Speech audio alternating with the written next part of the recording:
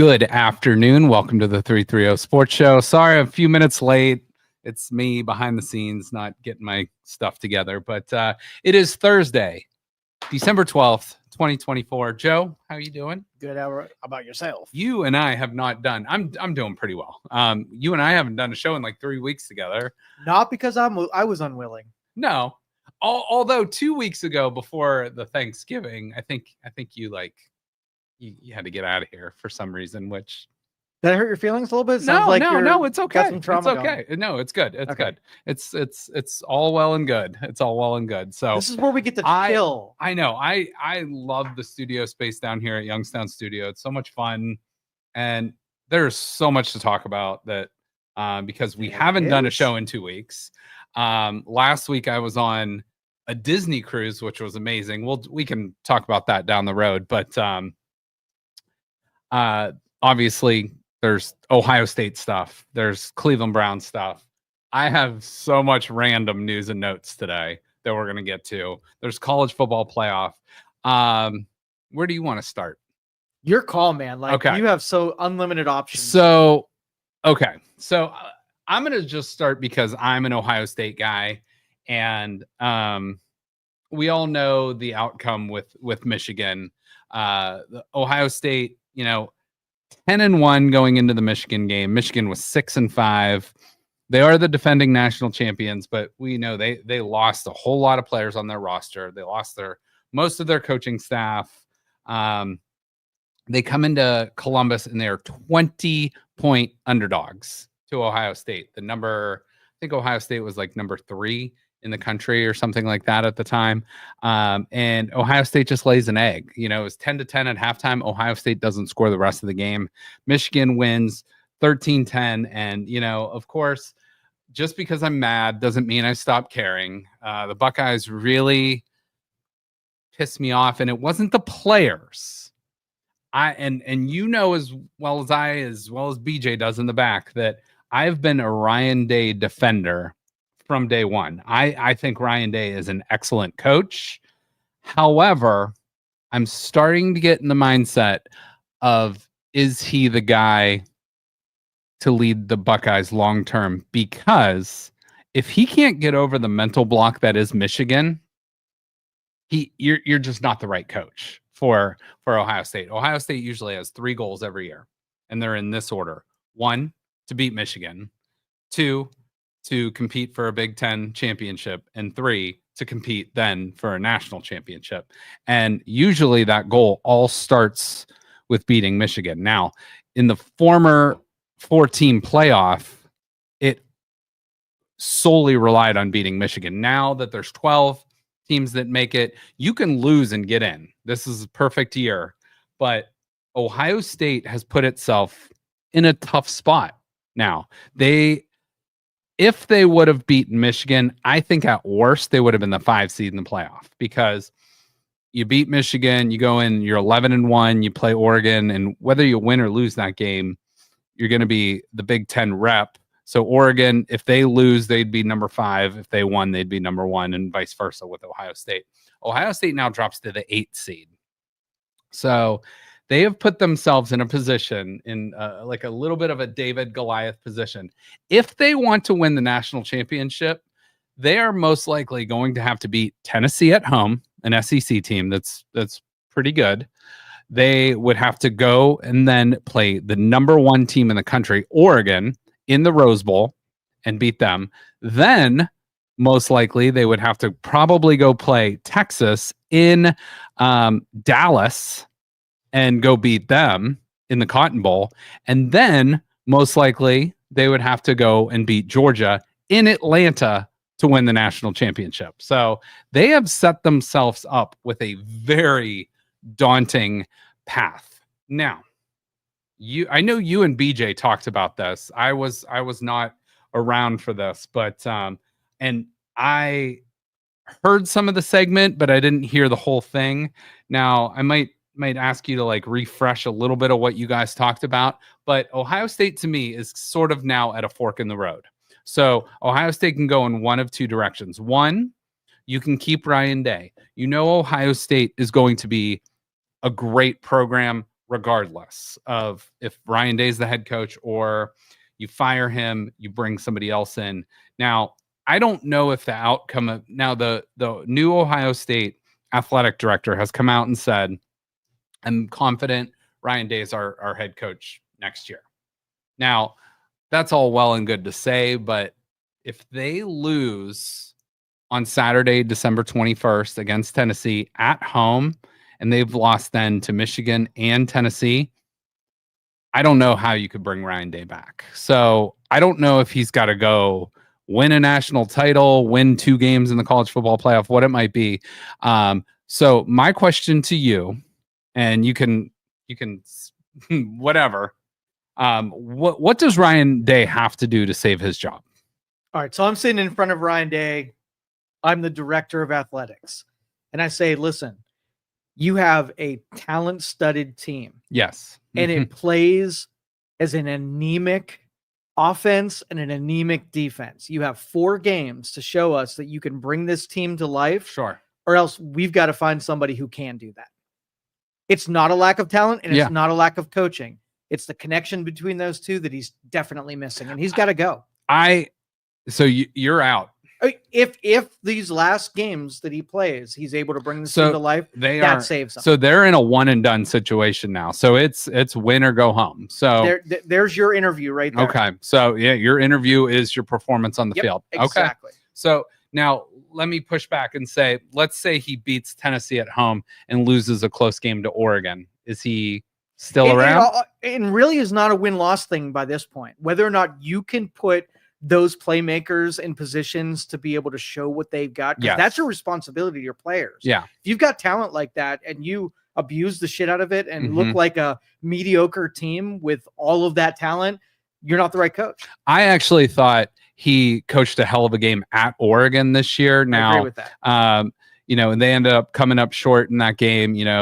A bad pass interference call. A couple defensive breakdowns in the secondary.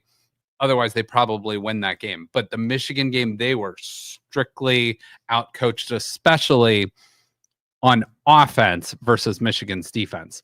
Michigan's defense, me, you, a homeless guy out on the street could have told you what's Michigan's best defense, their defensive line. Yep. What should the Buckeyes do? Take advantage of Michigan's wounded secondary. Yes. Use your playmakers. You have probably the best wide receiver in the entire country in Jeremiah Smith. You have Emeka Egbuka, who's going to be a 1st or 2nd round draft pick. You got Carnell Tate, who's a 5-star wide receiver that's emerging and going to be an NFL player. One of the attorneys just walked by with a Michigan hat, by the way. Did he? He did. Big Michigan hat. Piece of shit. That was so fitting. Go ahead. I'm sorry. No, but it's Ohio State had all they had to do was just go out and win the game. Now they missed 2 field goals. Michigan, and where I will push back on Ohio State's defense, played really great in that game. They played really great. They held Michigan to 13 points, and 10 of those points came on, I think they had a total of 5 or 6 yards because Ohio State turned it over. So Michigan didn't have to do anything. Ohio State gave them a turnover, I think, inside the 4.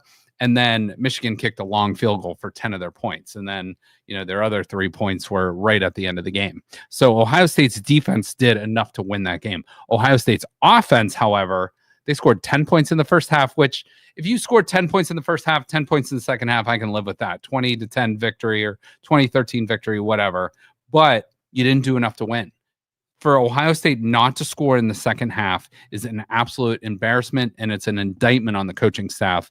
And for me, that is an absolute point the finger at Ryan Day, point the finger at Chip Kelly, both former NFL coaches who should know how to take advantage of a defense that, frankly, is good, but your offense is better. So it's not the players. I don't think it's the heart. I don't think it's the willingness to win.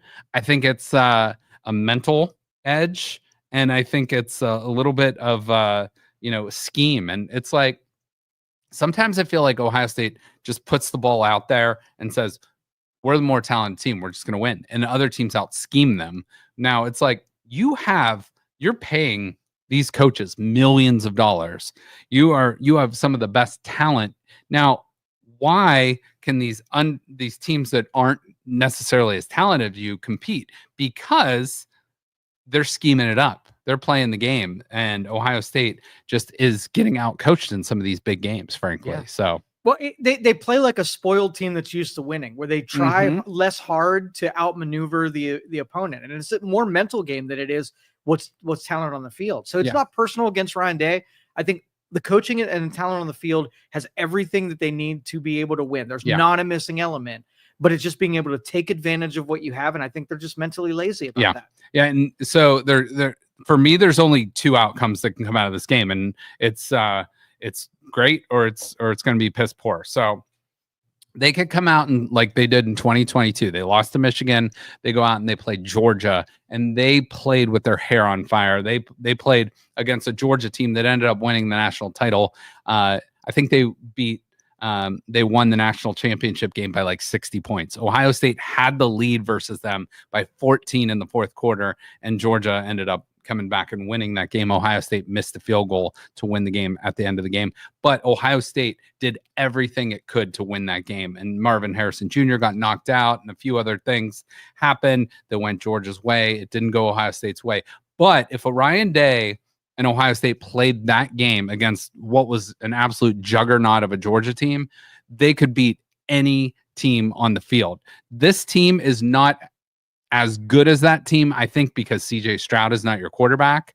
But this team, comparable from player one to whatever, might just be as good talent-wise up and down the roster. So if Ohio State comes out and does everything it should to win, they should be able to beat Tennessee. And frankly, they should be able to beat any team in this college football playoff. They are just as good, if not better, than every single team in this thing. But it's like, what Ohio State team are we going to get? The Jekyll or the Hyde? So they got to win 4 to win it, but it starts with 1, and you got that game at home, and you are I believe they're a 7-point favorite.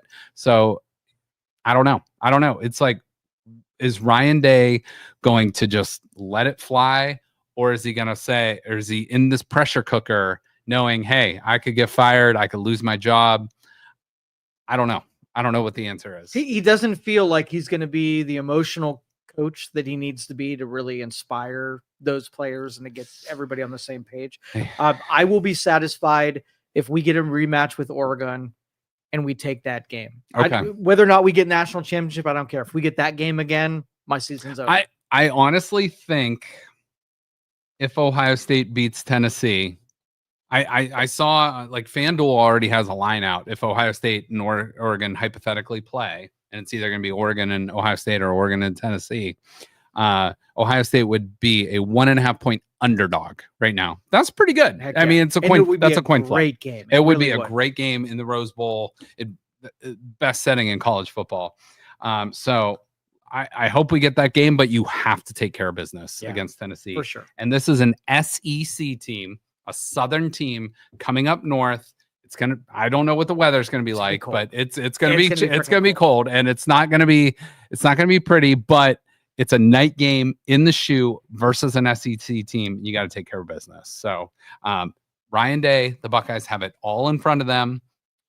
The Michigan, you can get that bad taste a little bit out of your mouth with a win over Tennessee. So it's embarrassing, man. It was really embarrassing. And I will say, I was on a flight during that game. So I was on a Southwest flight, and Southwest, I believe, owes me an apology, or maybe they say I owe them an apology. But I was trying to get the Wi-Fi. The Wi-Fi would not connect. It kept coming in and out. So I would see like a minute here, then have to wait 10 minutes for it to buffer back. And so maybe it's a blessing that I didn't get to see most of that game. Southwest gets Starlink internet. Like, that is the way to go. Well, yeah, because it was garbage. The internet was garbage. So, and it was what, $25. So, well, no, it was free. Southwest internet's free, but it just wasn't connecting. So yeah, no, if I paid for it, I would have complained even harder. So I don't know. So we'll see. Ohio State then will they're trying to go for a scarlet out Saturday, December 21st, 2024, 8 p.m. And that will be on ABC. So that's probably going to be a Kirk Herbstreit game, which they have not had him do a game in a while. Now, I came up with just 4 keys to victory. They're as simple as it gets. Okay. Literally any football fan, any 8-year-old could come up with these. If I was coaching 9th grade football, this is my strategy. I mean, and this would be a great strategy for any team. So here's my 4 keys to victory. So you can see Ohio State 7.5 point favorite, 46.5 point is the over under. But here are my keys to victory. Number 1, get your playmakers the ball in space.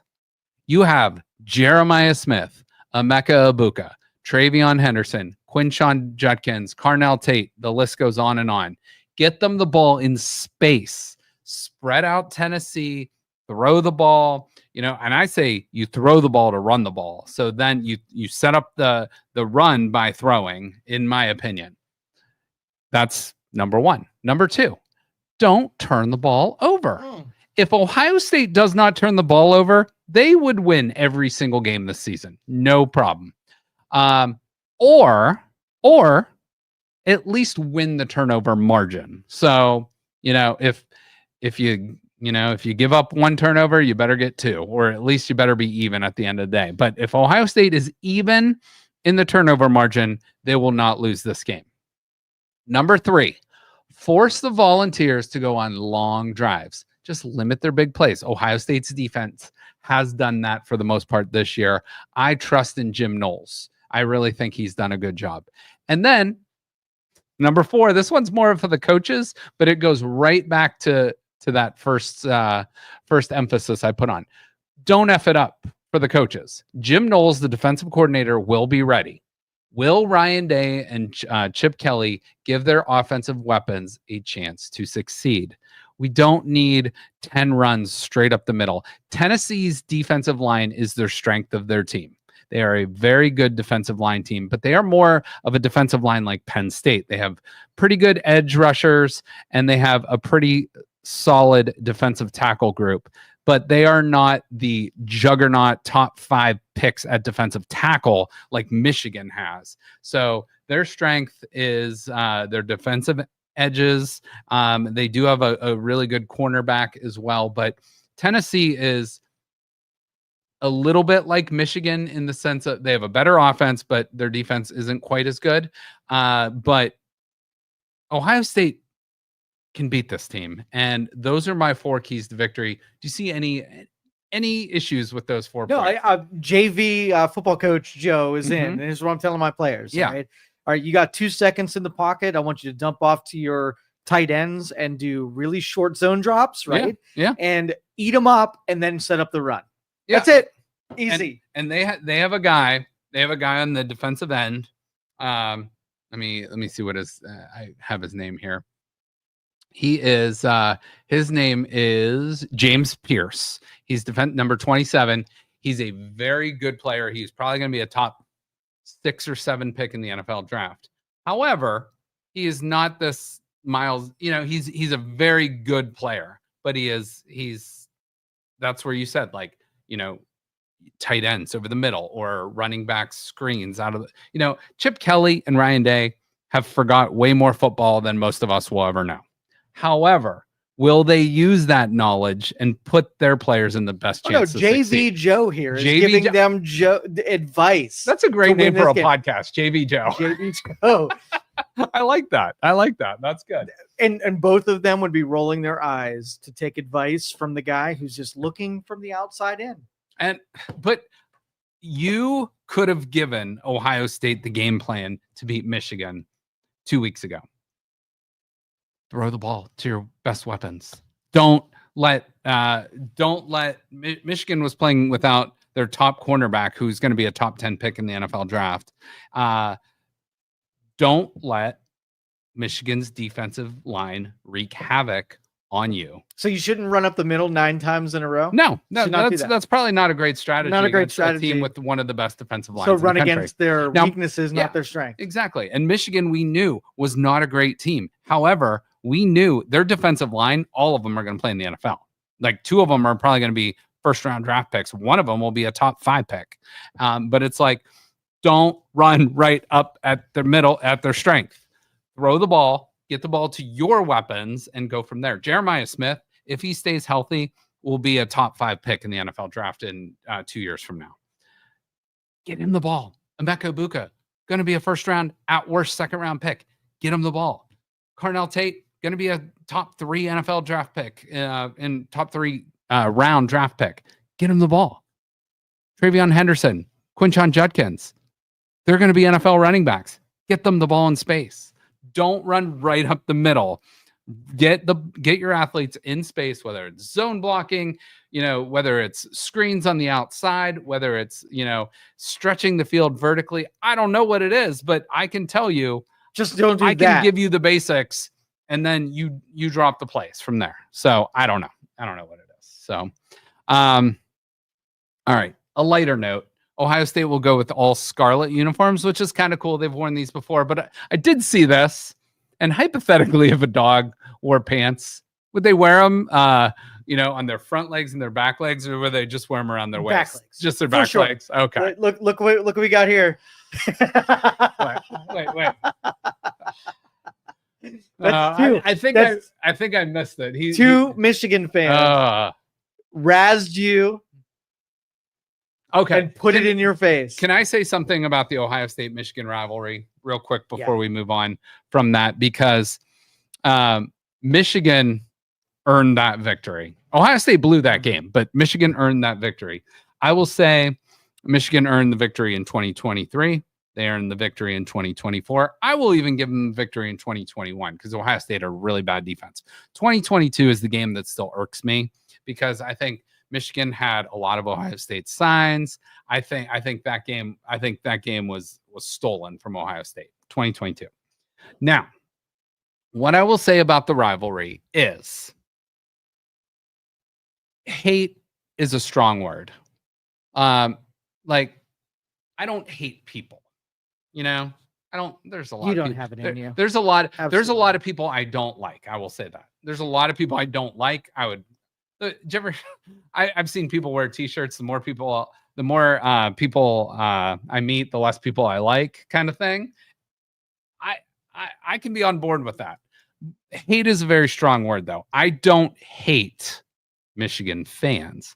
Now, there's some people that piss me off, annoy me, whatever. That's one thing. There's some Ohio State fans I can't stand too. It's people are people. People are gonna people. You know what I'm saying? But I heard a former Ohio State player that played for Jim Tressel, LaCharles Bentley. He put it perfectly. He said the rivalry, especially when Tressel was there, it wasn't about hating Michigan. It was about loving being a Buckeye. And I think this version of Ohio State hates Michigan more than they love being a Buckeye. And I think we need to get back to that. And that's where when you have coaches from Ohio that understand the rivalry, that lived it, that grew up here. Now, Ryan Day has been in this rivalry now for 7-8 years. But when you think of Urban Meyer, Jim Tressel, Woody Hayes, other coaches, Earl Bruce, like other guys that have been in this, even Bo Schembechler, people like that, they have lived it. So they lived it growing up. So they understand that rivalry, when they're in it. But again, I thought that point LaCharles Bentley made of it's more important to love being a Buckeye than hating that team up north. So now you can do a little bit of both, and that's fine. But you got to take care of your business. And if you love being a Buckeye and you do your job and your coaches put you in the best position to succeed, you will succeed more than you will fail. So to me, I thought that point was excellent. I loved it. And so what say you to that? What's more important, hating your rivalry or hating your rival or loving the team you're on and then going out and beating that rival? So I'm the opposite of you. Everybody's in the hatred corral, and only few get to come out to the I like you well enough. So you know, I'm in the non-hate category. You are. Yeah, that's good. You have progressed outside of the hate corral. And so when you first met me, did you hate me? No. Oh, okay. No. But by default, if I don't know you, I hate you. Okay, that's fair. And you're the opposite, where you got the I love you corral, and you have to earn the hatred. Yeah. That's how I generally feel about most people. I give everybody the benefit of the doubt. I give them a chance, and then there's certain people that are like, all right, we're done with you. You know, like, and there's a lot. I believe there's a lot more innately good people in the world than bad. And I believe you're the more opposite. Innately bad people than good. Yeah. So it's basically a filter, right? And if I capture a larger majority of bad people accurately measured versus you, where in your sample, if you meet 100 people, how many of those 100 people are actually as good as you gave them going in? Yeah, that's a great point. Probably, you know, join me on the cynic side. I need to be more cynical, and maybe you need to be more maybe there's a balance. Yeah, maybe we could balance each other out. Okay. You know that what they say, opposites help each other out. So we go from there. Okay. Everybody's a dirtbag and everybody's awesome. I don't think everybody's awesome. I'm far from that. Well, I'm definitely on everybody's a dirtbag.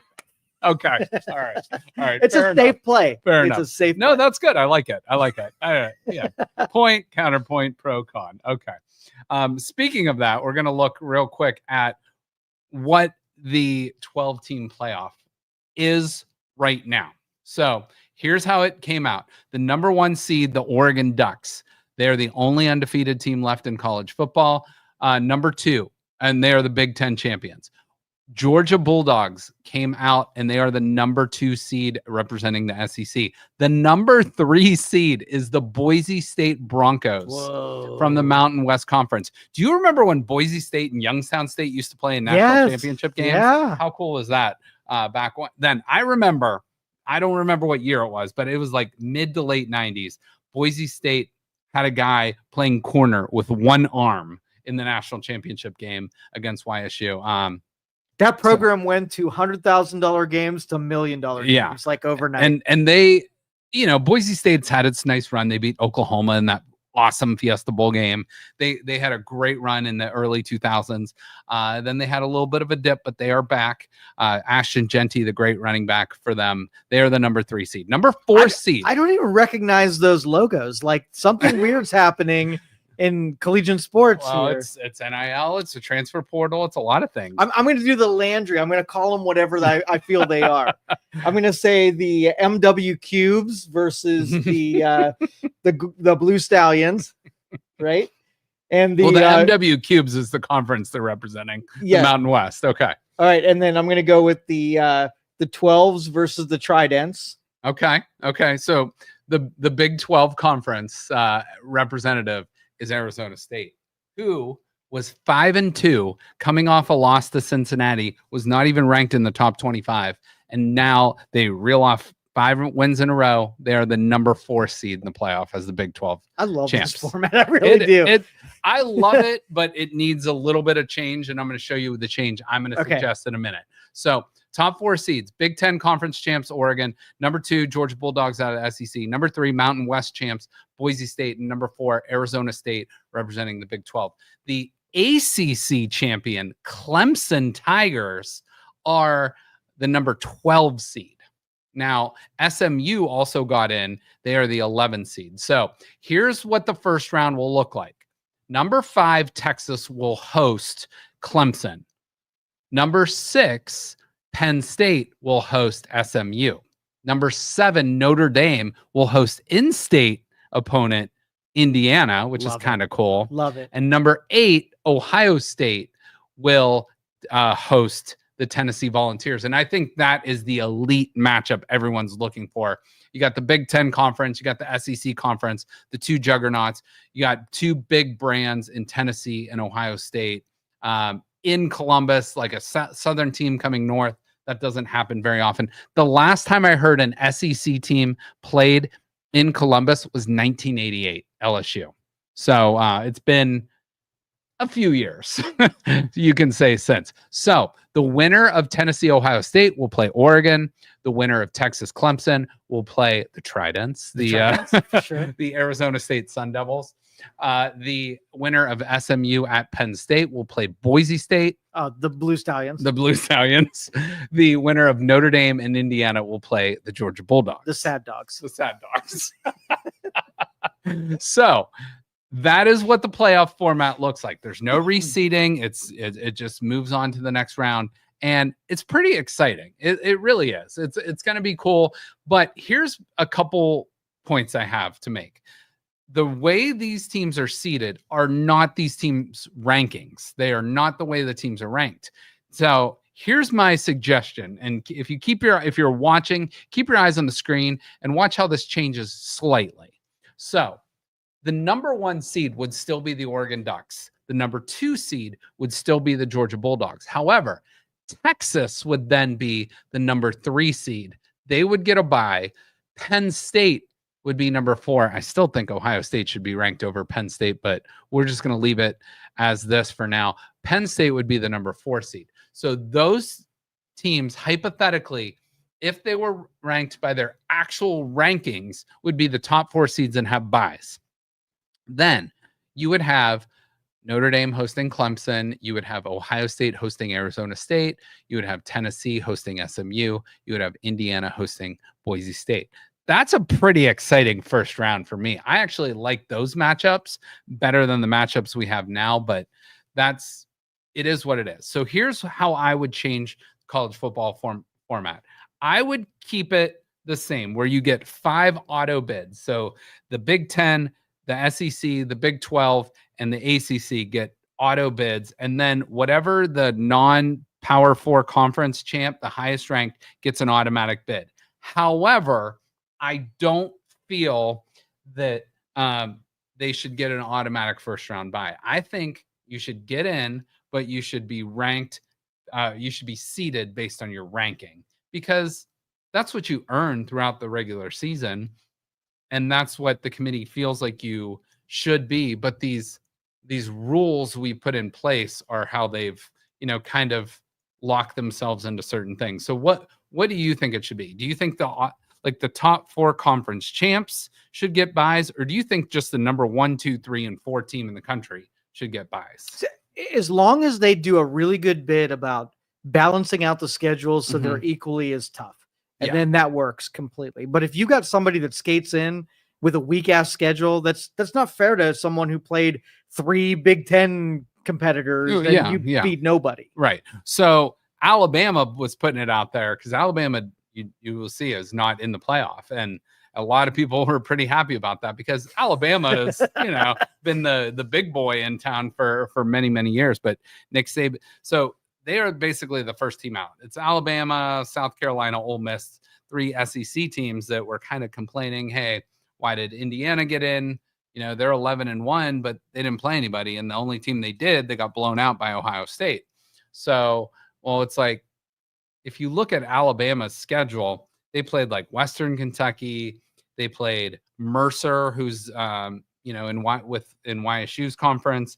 They played, or at the FCS level, they played 2 other weaker teams. And they did schedule Wisconsin, but Wisconsin went 5-7 this year. It's not like they were playing some powerhouse Big Ten team. And I know these schedules are made years in advance. So sometimes, if they would just take the record, and if you beat somebody that's an unranked or out of conference and whatever, and give them a partial win, like you win a quarter point or quarter win for that win, that would make it a little bit more fair.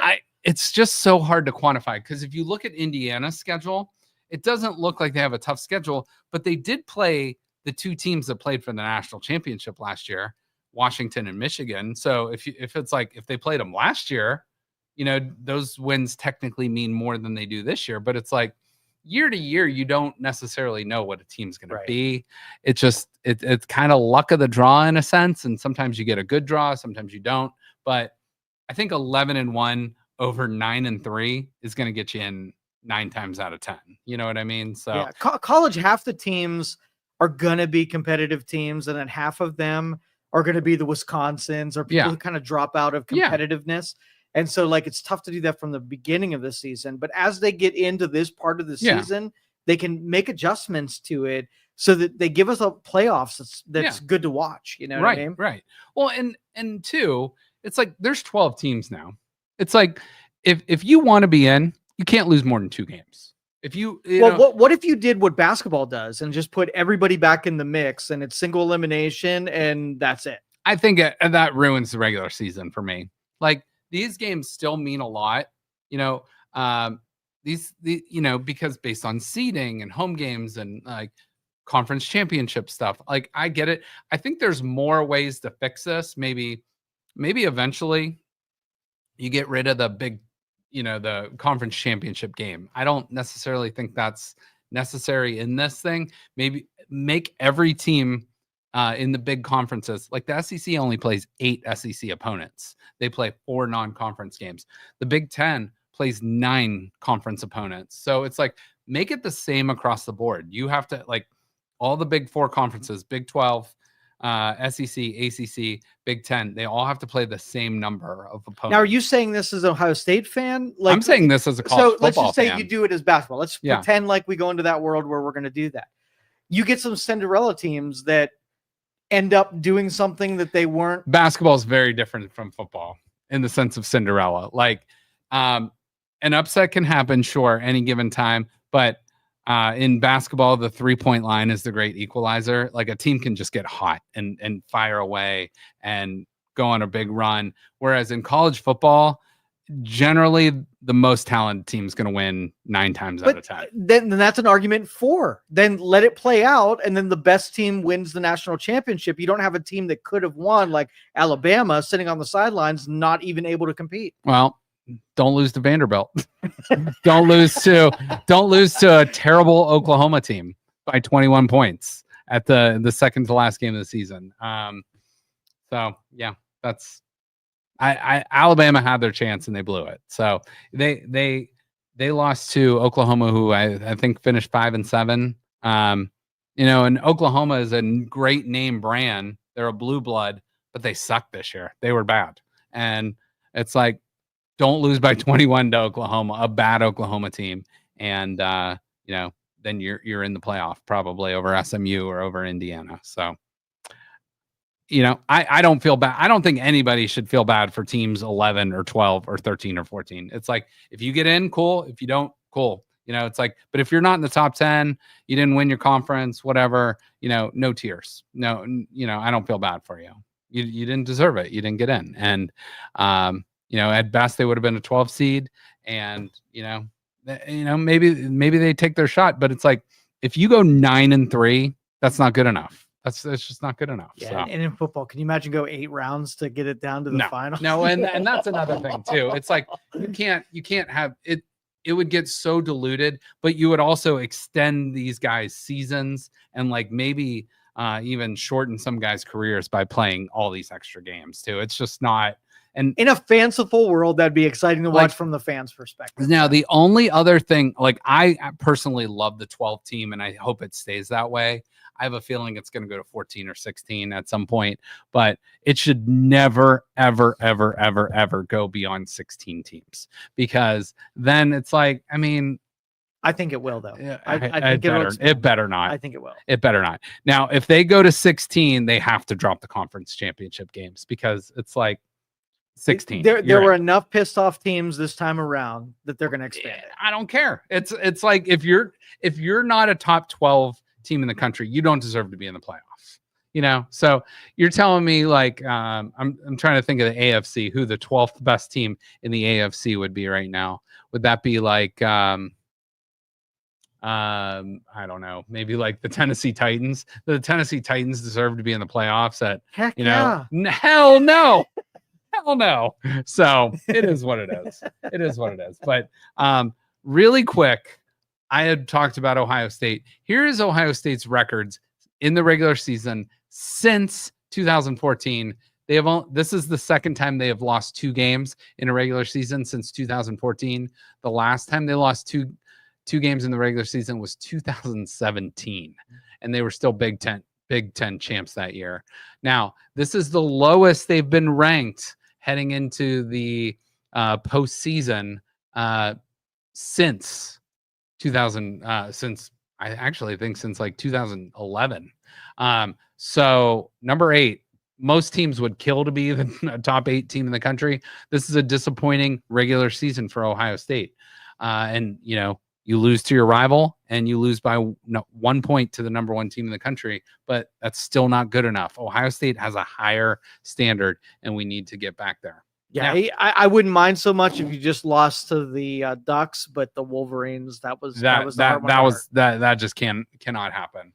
Now, one more note on the Wolverines. There's a kid that committed to play for the Wolverines. You might have heard of his dad, Kirk Herbstreit, who played quarterback at Ohio State. His son, Chase Herbstreit, committed to Michigan to play football as a quarterback. Now, he is a business major. Michigan has a good business program, but Michigan fans were putting this out on Twitter and social media. He had no Division I offers. So Michigan offered him a scholarship to come in. I think it's more of a troll job than anything else. So it's like, hey, you can be a Division I athlete, come play quarterback at Michigan, and maybe Ohio State fan. Yeah, stick it to some Ohio State fans. So I saw that. I felt like that was worth sharing. We'll see if he ends up playing there or not, but that is.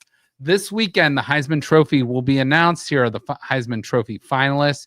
You have Ashton Jeanty of Boise State. He is an awesome running back that would look amazing in orange and brown next year. But I think he's a first-round pick, and the Browns would be not very smart to take a running back in the first round. Dylan Gabriel, Oregon's quarterback. He's not going to win it, but the quarterback for the best team in the country usually gets invited. Travis Hunter, who, remember, I said I have a $2 bet on. I can cash that out for about $95 right now. Sell. No, I'm letting it ride because he's like a minus 4,000 right now to win it. So I'm letting it ride. It's like it'll pay $110. So it's like, I don't know. Take the money. Yeah, I'm letting it ride. He's gonna win. And then Cam Ward, who a lot of people also like as a potential Cleveland Brown next year, the Miami Hurricanes quarterback. Remember, we used to have another Miami Hurricanes quarterback for the Cleveland Browns. His name was Bernie Kosar, also from right down the road in Boardman. Yeah, might have heard of him. Is he going to be a guest on your show sometime? Yeah, I don't know. Bernie doesn't respond to my messages anymore. So, cheers, Bernie. We still love you, Bernie, even though you don't respond to us anymore.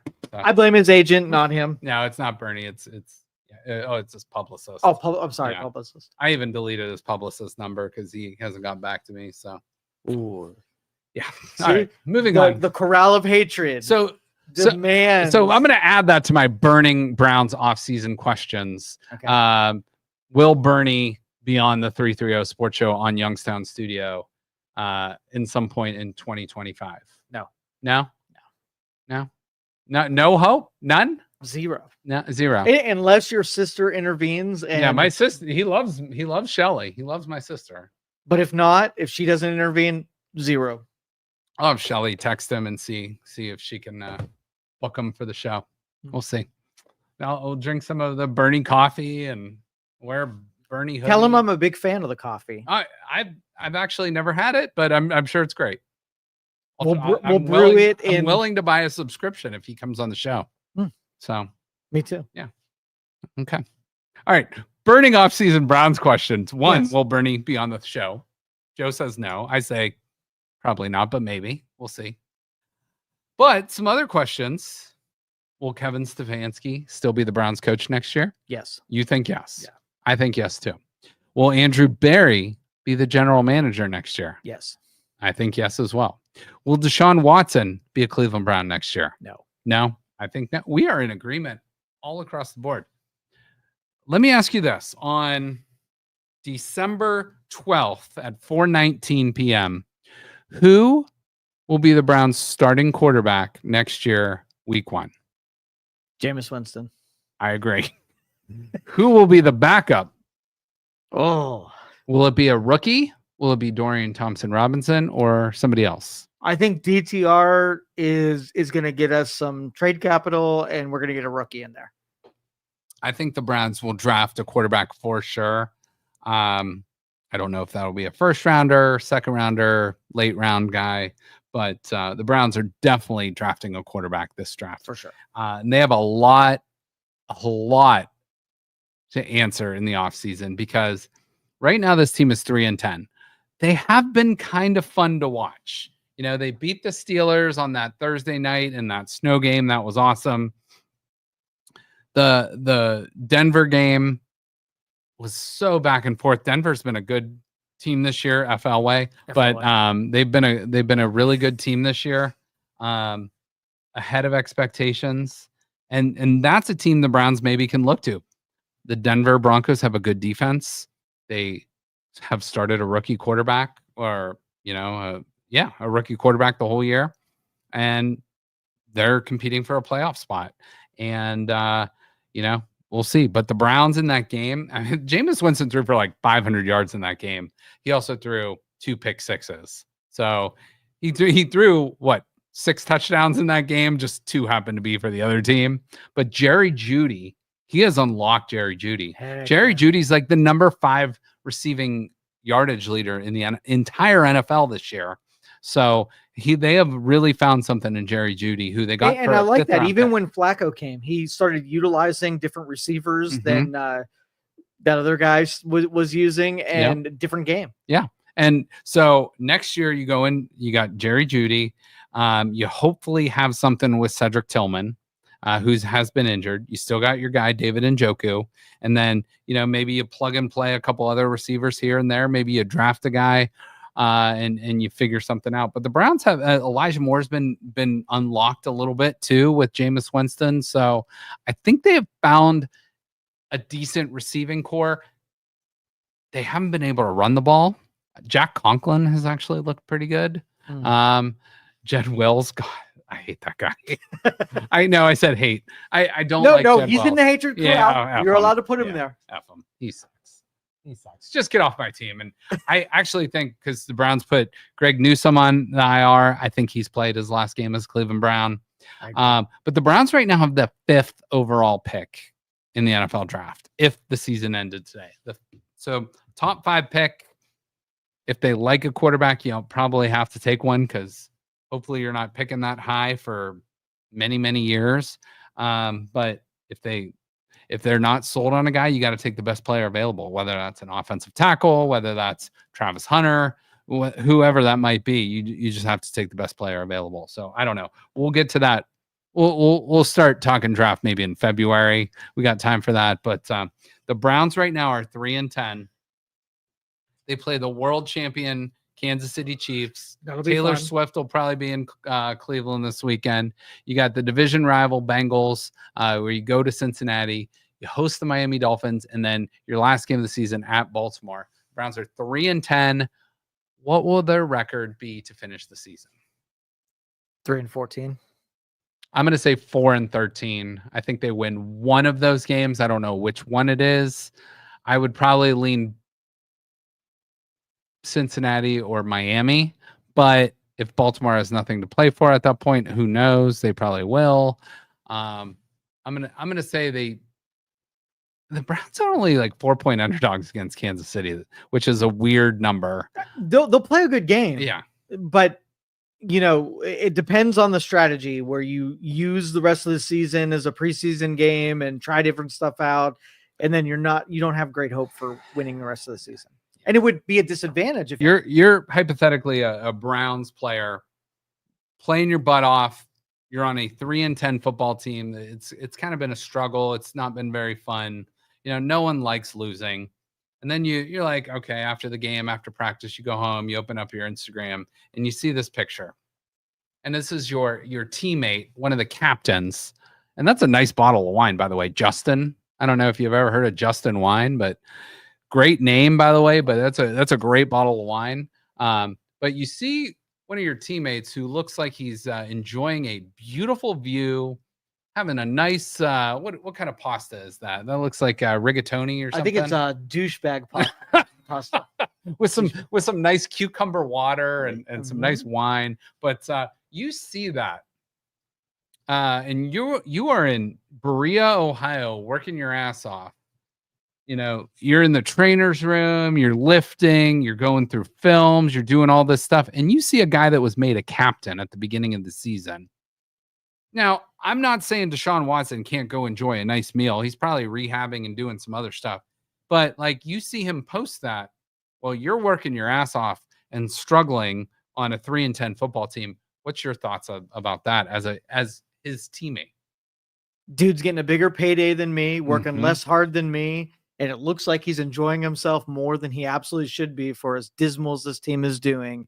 He's not my captain anymore. Amen. So there's kind of like how us Browns fans feel on the left, and there's Deshaun Watson on the right. And I couldn't agree more. It's like, it's like, go ahead and enjoy your wine, enjoy your pasta, enjoy your view, do all that stuff, but don't post that. No. Don't post that. Like nobody, like somebody else, I can't remember who posted this, but they posted like the Instagrams. They compared them it was Lamar Jackson, Patrick Mahomes, and Deshaun Watson. And like the Lamar Jackson and Patrick Mahomes, it was like all football stuff and like maybe like one or two random things. But then Deshaun Watson's is all like non-football stuff. It's like he's all about like his brand and off the field, not like nothing football related. Whereas, these other guys are like, they live, breathe, and die football. Whereas Watson's made his payday. He's kind of checked out. Yeah. All right, I don't think he does care. And I want you to tell me the one you hate the most. OBJ, Brandon Weeden, Deshaun Watson. Oh, Deshaun Watson, 100%. Across the board. Yeah. I would number 2 would be the biggest question. I would probably say Beckham would be number 2. Ooh. Because Brandon Weeden just sucks. He wasn't good. OBJ is one of the most talented players, and he was still great when he was with the Browns, but he was just a little bit of a head case, a little bit of a diva.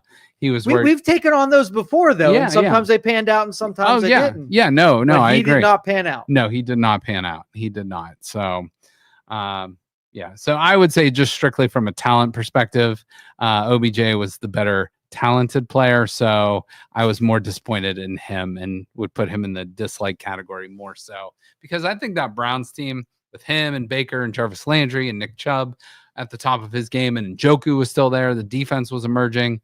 They could have done some stuff, and OBJ kind of like checked out a little bit too. So F him. Yeah. And actually, he plays for the Dolphins, who will be visiting the Browns in a couple of weeks. So should be fun. We'll see. Carly Teller, wife of Wyatt Teller, said, yeah, I do too. She said the fans in Pittsburgh today were so blatantly disrespectful to me and the Browns girls. I've never felt so attacked by people who I literally did nothing to. Very sad / embarrassing behavior. Her thoughts on Pittsburgh Steelers? Yeah, well, Pittsburgh fans are all in the corral of douchebags, and so you don't. I honestly think you had an inflated view of what the fan base. Let me stop you real quick. Yeah, Jeremy, pizza guy. Yeah, Jeremy Oclata, pizza guy. Big Pittsburgh Steeler fan. Is he a douchebag?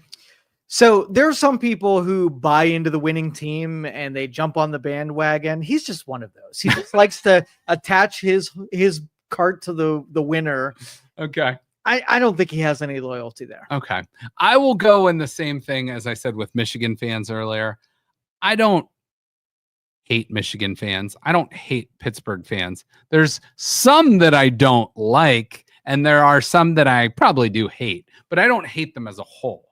Like, I don't like the team, but I don't know. It's like I want to get to a point where I'm more worried about the Browns than I'm worried about the Steelers and the Wolverines. Does that make sense? It's way too complicated. But it's so much easier just to take those teams and put them in the corral of awfulness.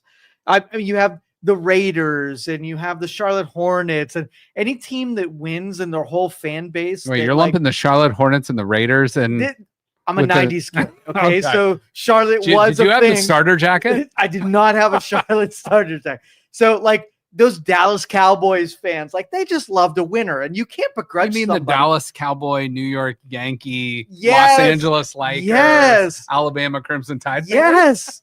Yes. Those guys, they just like winners. Yes. And like you almost have to have sort of like a hatred for winners. Sure. Because we were Browns fans. Yeah. So we were with fair. our team, no matter if they were winning or losing, which is a majority of the time. Yeah. But I will say NFL fans as a whole, really any fan base as a whole, college, NFL, any kind of pro sports, whatever, there's always the 10%. There's always the 10% obnoxious, the 90%. Annoying. He thinks there's the 10%. Joe and I are we think alike, but we're very different. Yeah. In our ratio. But yeah, in ratio is very different. Yeah. So the Willis, I will tell you, is that what her name? What was her name? Carly Teller. Teller. Yeah. Carly Teller. Yeah. Let me tell you that do not buy into the people are good and the Steelers fans are good. They're not. They're going to make you feel like trash. They're going to shit talk and whatever. They're not nice people.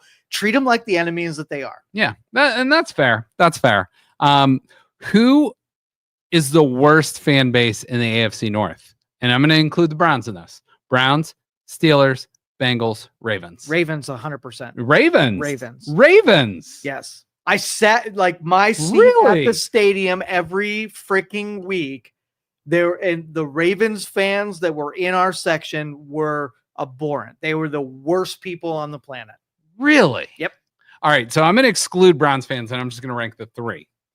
I'm going to go Steelers, Bengals, Ravens. I think the Ravens are the least of the three. Really? But it probably all is about your interactions. So I can understand that. I've never had I've had bad run-ins with Steelers fans. I've never had a Cincinnati run-in. I lived in Columbus for a while for college and, a little bit after college and stuff. And that's when the Bengals started to get a little bit good. They had Carson Palmer at quarterback and stuff like that. And all these Bengals fans came out of the woodwork. You never heard from them before that. And then they started getting good, making the playoffs. And then they started chirping a lot. And that's where I started to get annoying. I've always been annoyed with Steeler fans because, as a Browns fan, that's just like, that's your duty. If you're a Buckeye fan, you don't like the Wolverines. If you're a Browns fan, you don't like the Steelers. Have you ever tried to nurture like a real world friendship with the Steelers fan? Oh yeah, I have plenty of friends that are Steeler fans. So when it comes to game day, are you the same person you normally are? Yeah. I mean, and they hold the trump card. You're just like the Switzerland. Like you are so neutral. You are so likable.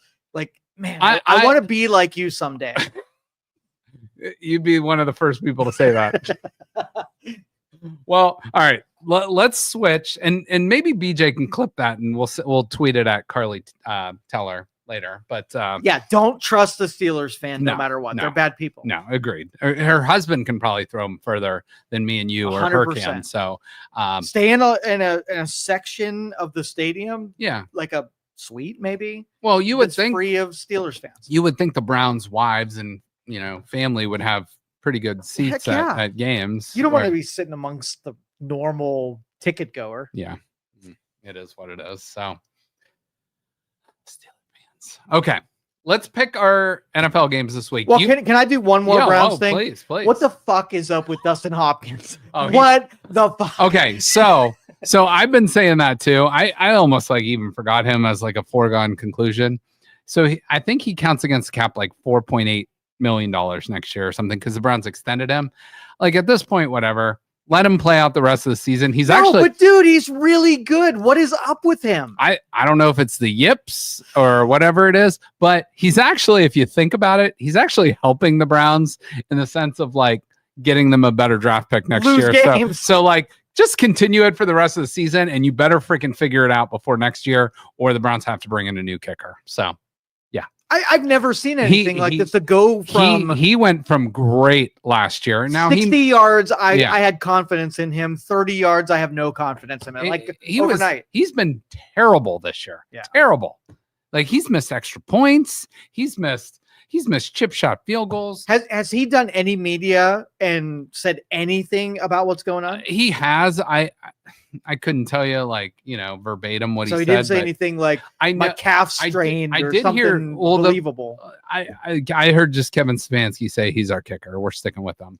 I've heard Jameis Winston say his family is not with him, which kind of affects him. But it's like, if you're an NFL player, you got to be better than that. You focus those 3 hours on the field on your job. You have one job. It's to kick the ball off. Well, you have two jobs. One job is to kick the ball off, and two jobs is to put the ball in between those uprights. That's it. And he's missing him left. He's missing him right. It's like the story of a season. And the Browns and the Steelers game, it was I think the Browns took a 7-3 lead, and then the Steelers took like a 14, or they took a 13-7 lead. The Browns had 2 field goal opportunities. It would have been a 13 game midway through the third quarter. And he missed 2. Steelers scored a touchdown, missed another one. Steelers scored another touchdown. It's like that changes the entire momentum of the game. And like I said, for this season, whatever. The Browns are 3-10. They're not going anywhere. Get us a better draft pick, whatever. But in no way do you want a field goal kicker to cost you the game because of a missed 38-yard field goal. We're a Phil Dawson team. Like, you don't miss field goals. No. Like, that is something. We got to hang our hat on one thing that we can do well. And if it's kicking, so be it. Well, and last year, how many games did he win? 49ers game, the Colts game, the Baltimore game towards the end of the season. He won the Browns like 3 or 4 games that they might not otherwise have won. And this year, it's like the total opposite. He has sucked. So I don't know what here's what you do. You bring in a psychologist, an athletic psychologist, and figure out what's happening mentally with this guy, because that's what it is. He has the talent. He has the range. He can do this, but something happened. The season ends January 5th. Let's bring the psychologist in January 6th. Okay. You want that draft pick? I at this point might as well. You want to beat the Steelers, you want to beat the Ravens, you want to beat the Bengals, but if you're not going anywhere, you're not going anywhere. Did you see Stefanski's reaction to those kick misses? You know what? I did not, but such disappointment. Yeah. Like, if the coach buys out of the kicker, yeah, it's going to make things so much worse. Yeah. Like, when it comes down to the game winning field goal, if the coach doesn't have confidence he's going to nail that, yeah, it's different. Like, he's going to go for it on 4th down rather than kick the field goal. Maybe they should erode the confidence. Maybe they should even more. Yeah, maybe they should. Screw it. Like, Dustin, come on, get your shit together. We love you. We know you've got the ability. I don't love him. I love him. I don't love him. I love. He's in. He's in my. Don't put words in my mouth. You can do it. Opposite you on can this do one. it. Just make some freaking kick the ball. Just put the ball between the freaking yellow poles. Come on. All right, let's pick some games. Okay. Let's go kind of rapid fire. Tonight, Rams at 49ers. I'm going 49ers. 49ers all day. Kansas City at Cleveland. I'm going Chiefs. I'll go Cleveland. Oh, nice. Bengals at Titans. Give me the Bengals. Bengals. By the way, did you see how the Bengals won that game against the Cowboys? Cowboys blocked a punt, but the ball went forward beyond the line of scrimmage. They touch it. Bengals pick it up, and Cowboys lose. So anyway, Washington at New Orleans. Give me the Commanders. I'll go with the Washington as well. All right. Baltimore at Giants. Baltimore big. Dallas is an underdog against Carolina Panthers. Give me the Dallas Cowboys to win money line. I'll take Carolina. Oh my goodness. Joe and the Panthers. Love it. Jets at Jacksonville, who the Jets, by the way, are eliminated from the playoffs. They have the same record as the Browns, 3-10. Give me the Jets. I'll go with the ayahuasca Jets too. Okay. Dolphins at Texans. Give me the Texans. I'll go with Miami. All right. Nice. Well, we're different on a lot of these. The Colts at Broncos. I'm going Broncos. I know what you're doing. I'll go with the Colts because F John Elway, but the Colts absolutely suck. Oh, so do something, please. Buffalo at Detroit. And maybe one of the best games of the year. Buffalo at Detroit. I'm going with the Lions at home. I'll go with Lions as well. Okay. You almost say Leos. Leos. Yeah, Leos, Lions. Okay, I like it. The blue tigers. No, it's a lion. Lions and tigers, very different. Pittsburgh at Philadelphia. Battle of Pennsylvania. This is another really good game. give me the Eagles. Because Green Birds. All right, Green Birds. F the black and yellow, says Carly Teller. New England at Arizona. Oh, Redbirds all day. Cardinals all day. Canfield Cardinals. Tampa Bay at Jim Harbaugh's LA Chargers. I'm going with Harbaugh's Chargers. Baker Mayfield. Okay, I love it. We are so different on this one. Green Bay at Seattle. Give me Seattle at home. Seattle. Love it. Yep. 2 Monday night games this week. Chicago at Minnesota. Give me the Vikings. Chicago. Ooh, that's a big time upset. Atlanta at Vegas. Give me the black and red birds. We'll go with the black and red birds. The dirty birds. Dirty birds. All right. So we are very, very different on those. I'll put those picks out on social media. By the way, because Joe got a couple weeks off because I was out of town and stuff like that. I am 141 and 68, 67.4%. That's one of my best in a long time. Joe's doing really well too. If you're above 60%, you're doing well. 61.3%. Now, how are you doing on your betting averages this year? I am still up. I couldn't bet last week because I was in Florida and in the Bahamas and the Caribbean and stuff. So I couldn't bet, which was probably good because I had my worst week of the season, that Michigan, Ohio State college football weekend. Yeah. And I've been doing very well in college football, but doing very poorly in the NFL this year. I would say I'm about 60, slightly over 60% on college. And I would say I'm like at most 42% on the NFL this year. It's been bad in the NFL. So, but basically I'm breaking even, but I am up, what I would consider a unit. I'm up about 6 units this year. So that's good. Yeah. I went up $700 on Thanksgiving weekend. Okay. And I gave $300 back the following week. So I'm a little gun shy about putting any bets out there because I did really wrong college bets. Okay. Sure. Yeah. Well, the Ohio, I mean, I was very confident in the Buckeyes and they let me down. A couple other teams let me down, but it is what it is. You know, it's gambling. It's the nature of the business. It's entertainment purposes. And sometimes you got to bet with this and not this. If you break even or you get a little ahead, it's all just if you are in the green, you are winning. That's right. You are winning. So Joe's literally $400 up. Justin's probably $1.5 million up. No, I think I'm about $350 up. So I consider my unit would be about $50.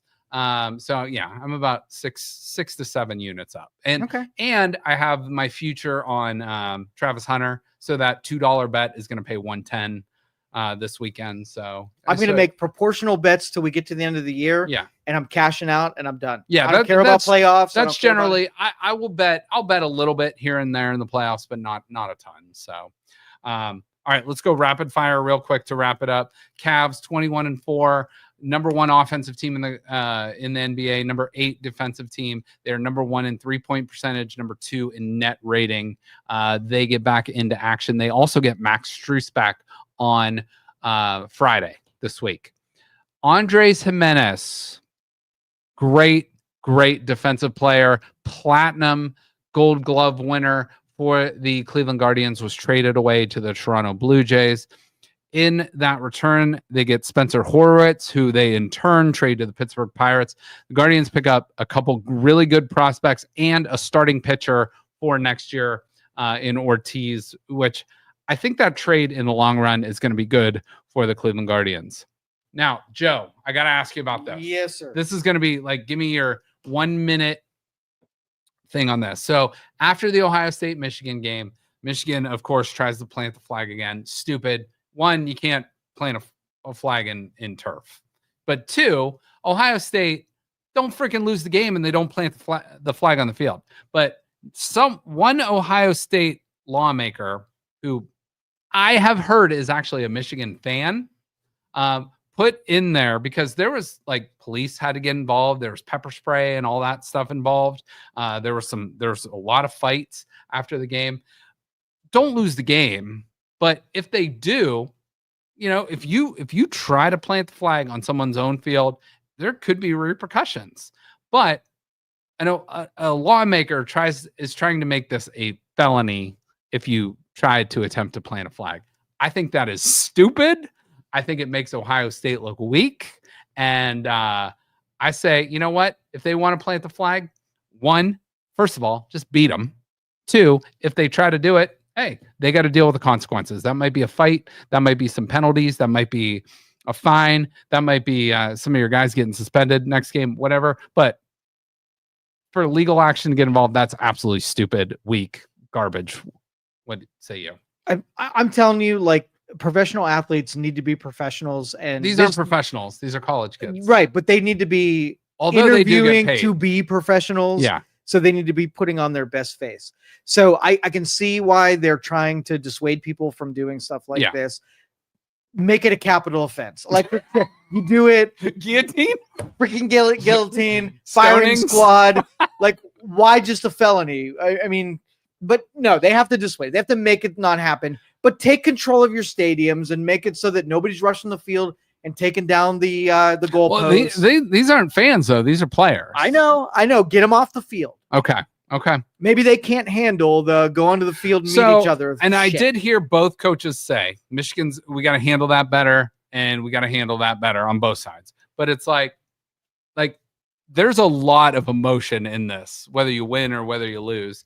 And it's like these are 18 to 23-year-olds. And it's like there's going to be some emotions that get involved. Make it mandatory then. Yeah. So if you lose the game, the other opponent gets to plant their flag on your, your 50-yard line and piss on your goalpost. and that's a good motivator to win the freaking game, so they don't do that. You know what? It should be a felony to lose the game. In China, they do that. If your Olympians lose, they just freaking Wasn't there a guy in Singapore that got caned for doing something like an American? Those athletes win more often. Yeah, they will. All right. It has been we're well and over an hour into this, and we haven't even talked about Bill Belichick. Give me your 30-second thoughts on Bill Belichick being named the head coach of North Carolina Tar Heels football. This is called the payday to the retirement job. He's in his 70s. I know. He is dating. He's out. He's dating. This is an easy, just go into the background, Homer Simpson into the bushes job. Now, when he thought he was going to be recruiting 18-year-olds, did he think he was going to be recruiting 18-year-old football players or 18-year-old North Carolina blonde girls? Yeah. I don't know if he's into blondes or brunettes or whatever, redheads, I don't know. But maybe Bill Belichick, new head coach of North Carolina. I don't think that's going to work shade, out. Man. What? Belichick's awesome. Like, why are you putting him in the cynical douchebag crowd? Why? Just enjoy your retirement. Go enjoy your 24-year-old girlfriend. So what is the payday for UNC? You know what? I didn't see the contract. But what would it take for you? 10 mils. Like 10 million? Making 10 mils. I mean, well, that's what Ryan Day makes. That's what the top end coaches make. Easy money. So, but a lot of people say college coaching is way harder than the NFL job now because you're recruiting, you got NIL to deal with. Dude, he can leverage his name like it's nobody's business. He doesn't have to do shit. That's fair. This is the right off into the sunset job. Okay. All right. Fair enough. I don't think it works out personally. I think it'll be, I don't think it's going to work out. We'll see. National championship UNC. All right. Real quick. Hubie Brown into retirement. He is in his 90s already, but this guy has had an amazing career. He coached Kareem Abdul-Jabbar and Oscar Robertson. He coached against LeBron and Michael Jordan, and he's called games for Wembanyama and Steph Curry. He's done it all. He's been around the game for years and years and years. What an amazing coach, broadcaster, legend of the field. So congrats, Hubie Brown, on retirement. Athlete of the year for time, Caitlin Clark. Deserved? Absolutely, in my opinion. You? Dude, but that speech was horseshit. I didn't hear a speech. She kowtowed. Okay, so she brought so much energy and attention to the WNBA. Oh my God, of course. And yeah. She took the humble approach on it, where she gave all of that power back to the establishment of the WNBA. I mean, they're a faltering brand, right? She I brought think they're on the everything rise. I think they're on the because of rise. her. Yeah. Because of her. Yeah. But she gave all of the respect backwards to the organization rather than taking responsibility that she is that brand. They better take care of her because for sure, 100%. she is the brand. You're Yep. right. That's a pretty good picture of her too. I like that picture. So, but she normally I would delve into that and find no, but what about that? Do you like? What's most appealing about? No, I'm just saying that's a great picture of Caitlin Clark. Like normally, the flowing hair. Yeah, no, it's a good looking. The ripped abs. It's a good looking picture. So moving on, the Chiefs play the Browns. Can I do one more basket? You brought up LeBron. Yeah, he's done. Like, oh no, he's still playing. There was an X post that said he's taking some personal time. He's out. Is he done? I have not seen that. Oh, I gotta look that up and see if that's. I have not seen that. I'm gonna get your. Let me make sure it's true. No chance. He is. He's got a birthday coming up. He's gonna be 40. On I believe December 30th. So, but let me make sure this is real. Okay, I don't think it's real. I don't see him playing more than maybe past 2 more years, but man, did I buy into the bullshit? Yeah, what is going on? That was bullshit. Yeah, it was bullshit. You got suckered. Damn it! He's damn you, social media. He's having a really good year still. He's at 39. It was probably AI, but it said I'm taking a year off from the Lakers. No, I need some personal time. Yeah, no, that's bullshit. Damn it! They got me, man. You got duped. So here's what I want to talk about being duped. We're talking about the Browns Chiefs this weekend, but Taylor Swift, obviously, and Travis Kelce. I saw this Hallmark Channel poster that came out. Holiday touchdown, a Chiefs love story. Don't fumble the perfect catch is the tagline. I love what Hallmark an shows. Absolute garbage. Now that girl's super cute. And for the females, they might think that guy's good looking, but but that has to be the worst movie ever made. Or at least in the top, as far as Hallmark movies go, no, it's probably not even in the top 10 worst. Well, if you produce a film for Hallmark, like the template is already done. Yeah. You just fill in different words. Yeah. And it always ends the same. Bell curve. So okay, let's give you the plot line of a Hallmark movie. Okay. Okay, so successful woman goes back to her hometown. Okay, yep. Right? Yeah. And she meets maybe her high school crush. Okay. Who's working like a menial job, but is finding success. And guess what they find in their hometown? True love? True freaking love. And it's a happy ending. Yeah. Put a bow on it. Maybe they'll make a Deshaun Watson story about that. A happy ending there at the end. All right, so do the Chiefs version of what I just told you. So, a girl that's an up and coming singer, has a crush on this football player. Is he up and coming too? Sure. Okay, he's up and coming. Yeah, like I think we all know the story. So let's maybe no, I don't. I don't know any of it. We know the real story. So obviously, fill me in. Okay, I want to know what's happening. So let's say, there's this football player who's like the all-American guy, and then there's this girl who's the all-American girl, but she's a good singer. And does she like football though? No, she does not like football. But this guy is fascinated by her talent, and she then learns the game and becomes fascinated by his talent. Their paths intersect, they meet, and the story unfolds from there. It's true love. It's meant to be. They find true love too? Yes. Oh my goodness. So I mean, and you know what? There's tears, there's tissue boxes, there's popcorn. It's a Hallmark movie, and it's going to be terrible. But if Taylor Swift is in it, the tissue boxes might have multiple purposes. Oh my God. I love Taylor. Red runny nose. I love Taylor in a genuine way. I don't. Yeah. Okay. Why you turn red? Moving on. I never understand that. It's the bourbon. It flushed me. Gotcha. It's the allergic reaction. Does it have tannins like red wine? Yeah, I get tannins. Total tannins. Red. But they found true love, and that's all that's really important for Hallmark. Okay. Moving on to a guy that might have a true love with a car. Okay. An Ohio guy, Joe right. Burrow. Okay. Did you hear Joe Burrow purchased a freaking Batmobile for $3 million. Did he really? I don't know which one, but he bought a $3 million Batmobile, which, by the way, works. It's functioning, but it's not street legal. Let me ask you this question. Sure. If you could purchase any car, any movie vehicle, could be, a regular plane, like the Dukes of Hazzard's car. It could be the Batmobile. Does it have to be in a movie or a show? Any vehicle that's been on screen. Any vehicle. I'm going with the A-Team van. Oh, that'd be cool. That's a cool one.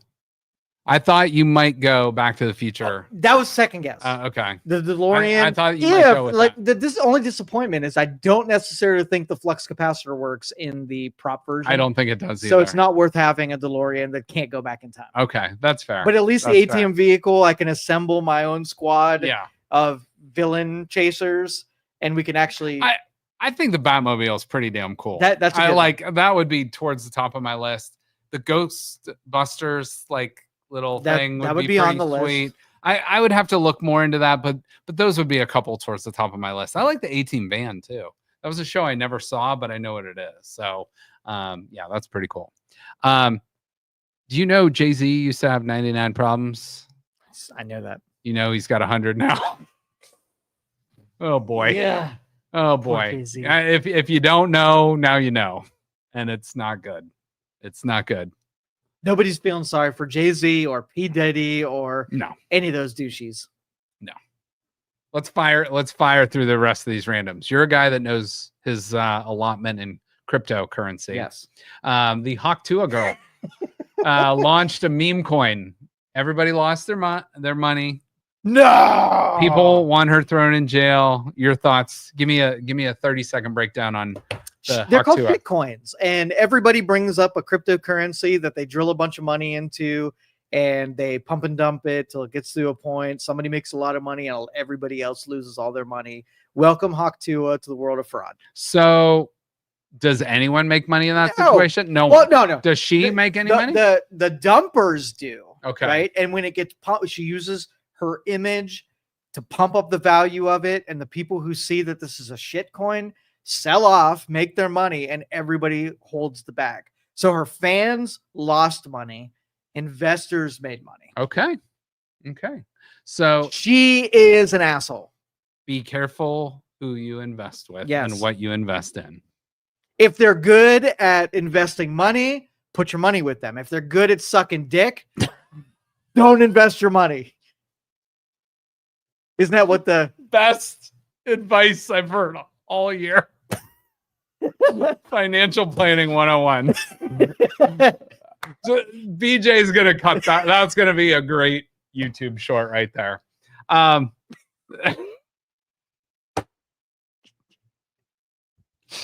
right. Sorry for we got one or two more. We've gone way over.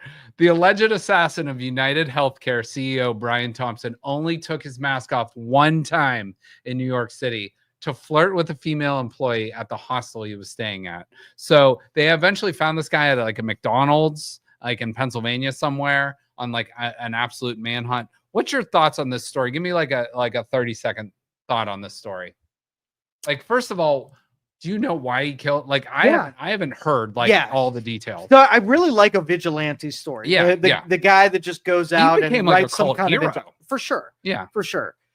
But if that's where we're at in society, where we're just willing to take somebody out that we disagree with, it's a bad time with humanity for sure. I mean, there's some Browns fans that might want to be vigilantes on Deshaun Watson. Oh, don't even put that out there. Don't even not do that. Me. I'm not. No, you're not advocating for that. No, I'm not saying. But that would clear some cap space. Joe, have you made your reservations at the Nakatomi Plaza for the annual Christmas party? No, I have not. All right, well, look into that. It's coming up December 24th. Bruce Willis will be there. Probably some Germans. It'll be good. I hear Bruce isn't doing very good. He's one of my favorite actors. I love Bruce Willis. He's a good dude. But yeah, I think his health. By the way, last week I was on a Disney cruise, but while I was on the Disney cruise, I actually, it was so nice. I didn't get on my phone much. Checked out. I was really nice. I think I averaged 37 minutes of screen time a day, which Like normally I'm well over 2 hours. But I saw this pop up and it blew my mind because Disneyland and Disney World, by the way, I talked to some Disney people. They said it's just a coincidence, but Disneyland has LA in it. Where's Disneyland? It's actually in Anaheim, which is outside of LA. And Disney World, which is in Orlando, has ORL in it. What do you think? That's a reach. Is that a Orlando's I cool. agree. Now, if it was in LA, I'd be like, oh, they got it. Yep. But that's a reach. Okay. All right. Very good. All right. When you see this picture, it's a dodgeball. What sound do you hear?